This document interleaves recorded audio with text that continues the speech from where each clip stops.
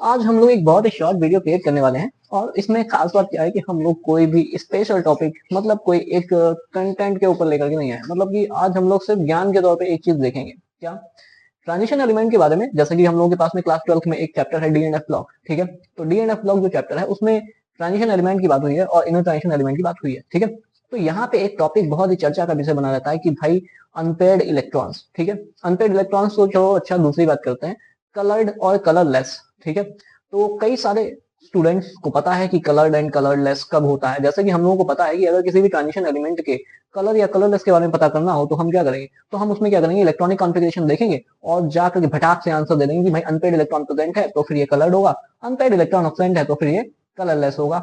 Simple सी बात है, बिल्कुल सही बात है। लेकिन उसके पीछे का एग्जैक्ट रीजन क्या होता है वो आज हम लोग देखने जा रहे हैं कि क्यों अनपेड इलेक्ट्रॉन होने पर कंपाउंड कलर्ड होता है, क्यों अनपेड इलेक्ट्रॉन नहीं होने पे कंपाउंड कलरलेस होता है।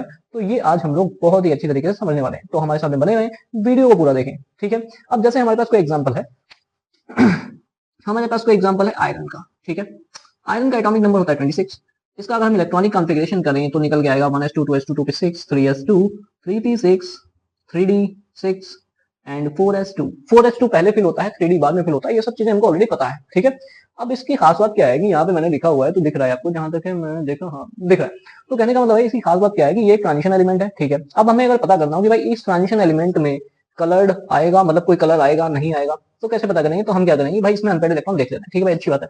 तो अनपेड इलेक्ट्रॉन देखते हैं, तो इसका जो डी ऑर्बिटल है, डी ऑर्बिटल को अगर हम बनाएंगे तो यहाँ पे 1 2 3 4 1 2 3 4 5 6, तो हमने देखा कि यार यहाँ पे कितने अनपेड इलेक्ट्रॉन आ रहे हैं, 4 अनपेड इलेक्ट्रॉन आ रहे हैं। ठीक है, बढ़िया बात है, ये बात तुमको पता है।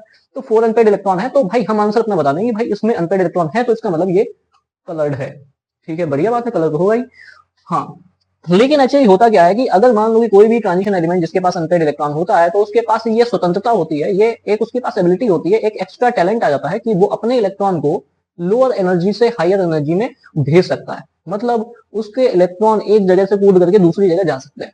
ठीक है, अब क्या होता है कि जब ये कंपाउंड यानी कि जब ये मेटल आयरन किसी दूसरे एटम से जुड़ेगा तो ये कंपाउंड बना लेगा। जैसे मान लो इसको रास्ते में क्लोरीन मिल जाए तो ये क्या करेगा भाई, क्लोरीन और आयरन मिलकर क्या बना देंगे, आयरन क्लोराइड यानी FeCl2 या FeCl3 बना सकते हैं। ठीक है, बिल्कुल सही बात है।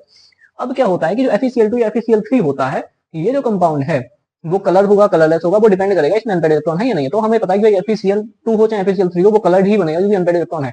लेकिन ऐसा क्या खास होता है कि अनपेड इलेक्ट्रॉन की वजह से इसमें कलर जनरेट होता है, तो वो हम आपको बताने वाले हैं। अब देखो क्या होता है कि अगर अनपेड इलेक्ट्रॉन हुआ तो ये अनपेड इलेक्ट्रॉन क्या करते हैं, अपने इलेक्ट्रॉन जो इलेक्ट्रॉन होता है अनपेड इलेक्ट्रॉन, वो एक जगह से दूसरे ऑर्बिटल में मतलब लोअर एनर्जी ऑर्बिटल से हायर एनर्जी ऑर्बिटल में ट्रांजिस्ट हो जाते हैं। ठीक है, मान लो कि एक इलेक्ट्रॉन कोई ट्रांजिस्ट हो गया, या फिर ये भी हो सकता है कि इसका जो एस वाला इलेक्ट्रॉन है, ये जो एस वाला इलेक्ट्रॉन है, ये जंप करके इनमें चले आए। ठीक है, ओके, मान लो कि ये जंप करके चले आए तो इसमें क्या होगा, इसमें कहानी कुछ ऐसी हो जाएगी 1 2 3 4 5 6 7 8।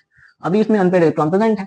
अब क्या है कि अनपेड इलेक्ट्रॉन होने की वजह से ये एनर्जी को क्या करते हैं, एब्जॉर्ब करते हैं। सपोज इसको एनर्जी मिल रही है, एनर्जी कहां से आएगी, एनर्जी आएगी जब एटम्स कंबाइन होते हैं तो उनके बीच में रिपल्जन वगैरह की प्रोसेस होती है, इलेक्ट्रॉनिक रिपल्जन की वजह से एनर्जी क्रिएट होती है। ये एनर्जी इलेक्ट्रॉन्स को मिलती है और ये इलेक्ट्रॉन क्या करते हैं, उस एनर्जी को गेन करके एक्साइटेड स्टेट में चले जाते हैं।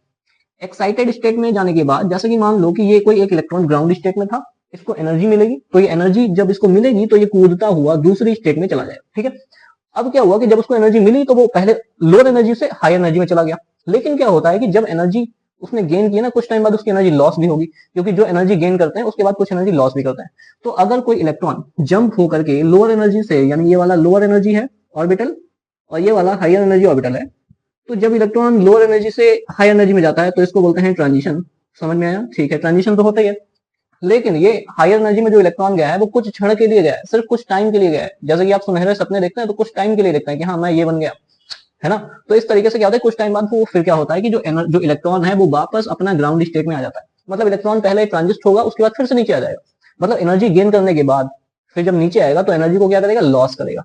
तो जब ये एनर्जी लॉस करेगा ना, ये एनर्जी जो लॉस करेगा, पहले एनर्जी इलेक्ट्रॉन गेन करता है तो लोअर से हाई एनर्जी में जाता है, फिर वही इलेक्ट्रॉन एनर्जी लॉस करता है, तो एनर्जी लॉस करने पर हमारी आंखों पे पड़ती है। ठीक है, मतलब किसी भी ऑब्जेक्ट की जो वेव लेंथ छोड़ी जाती है, मतलब जो एनर्जी लॉस करेगा उस एनर्जी की वेव लेंथ क्या है, वो विजिबल स्पेक्ट्रम में दिखाई देती है। ठीक है, तो विजिबल स्पेक्ट्रम में क्या होता है, ये जो एनर्जी लॉस हुआ है इसकी एक वेव लेंथ होती है। ठीक है, और ये वेव लेंथ जब हमारी आंखों पे पड़ती है तो हमें उसी वजह से कलर दिखाई देता है। समझ में आया? कहने का मतलब इलेक्ट्रॉन पहले एनर्जी गेन करेगा एनर्जी गेन करने के बाद एक्साइटेड स्टेट में जाएगा, एक्साइटेड यानी हायर ऑर्बिटल मतलब हायर एनर्जी ऑर्बिटल में जाएगा, और हायर एनर्जी ऑर्बिटल में जाने के बाद इलेक्ट्रॉन लॉस करेगा एनर्जी, और जो लॉस हुई एनर्जी होती है वो हमारी आंखों पे पड़ेगी, और उस आंखों में जो वेवलेंथ हमारी विजिबल रीजन में होती है, उस विजिबल रीजन का एक कलर होता है, मतलब वहां पे वेवलेंथ का एक कलर होता है, विजिबल स्पेक्ट्रम। तो उस कलर के अकॉर्डिंग हमें जो है उस वेवलेंथ का कलर दिखाई देता है, मतलब वो कंपाउंड का कलर होता है।